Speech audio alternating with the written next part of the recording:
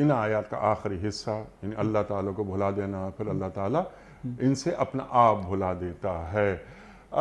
مفتی صاحب کہ جب بندہ اللہ کو بھلا دیتا ہے اور یہ بھول جاتا ہے کہ وہ کس کا بندہ ہے، اس کا مقام کیا ہے اس دنیا میں، اس کائنات میں، تو کیا وہ اپنی صحیح حیثیت متعین کر سکتا ہے؟ یقیناً وہ نہیں کر سکتا کہ میں بندہ کس کا، اللہ کو بھلا دیا۔ تو جب کوئی شخص، کوئی بندہ اپنی حیثیت صحیح معنوں میں متعین نہیں کر سکتا تو کیا اسے اس زمین میں کئی خدا، مصنوعی خدا، بیساکھیاں بنانی نہیں پڑ جاتی؟ یہی وجہ ہے کہ جب ایک معبود برحق وحدہ لا شریک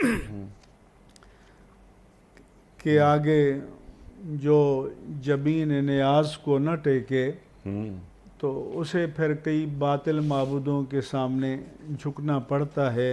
یہ ایک سجدہ جسے تو گراں سمجھتا ہے، ہزار سجدے سے دیتا ہے آدمی کو نجات۔ اللہ اکبر۔ تو اگر انسان اللہ کا ہو کر رہ جائے تو من کان للہ کان اللہ لہو، کہ جو اللہ کا ہو جائے اللہ اس کا ہو جاتا ہے۔